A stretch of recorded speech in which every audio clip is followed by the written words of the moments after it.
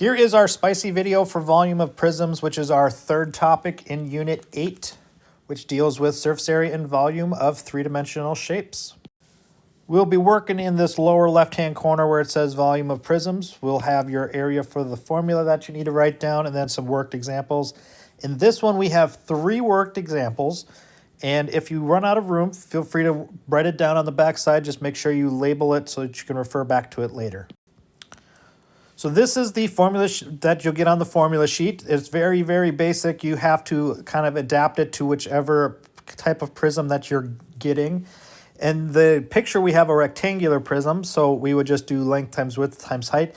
The questions that we're going to see, we're going to deal with other prisms like triangular prisms or pentagonal prisms, and we'll figure out what to do with that to find some missing information.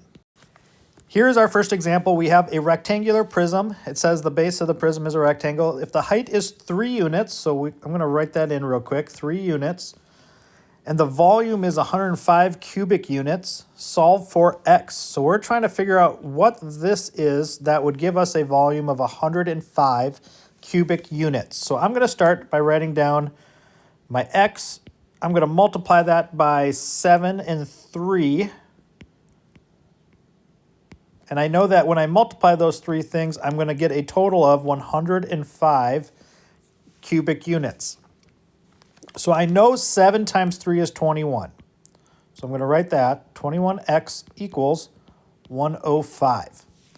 Now, from our solving equations unit that was before Christmas break, we know that the opposite of multiplying, the inverse of multiplying, is dividing. So we're going to divide by 21, and that gives us x equals 5. And then they don't give us specific units, so I'm just going to write units. So x is 5 units.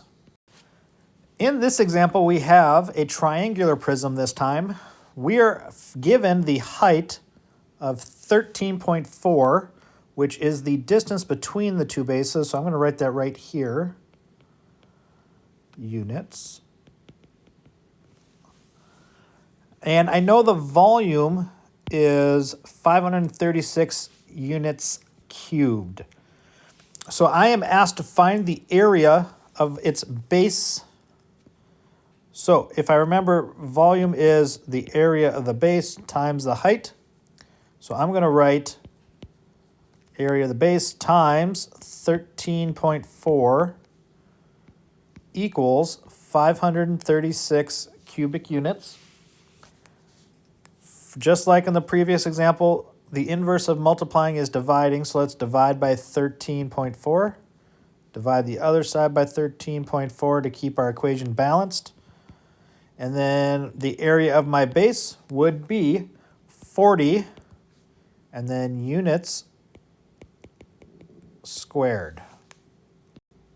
Here's our last example of this video. We have a pentagonal prism that has a base area of 36 units. So this part right here is 36 square units.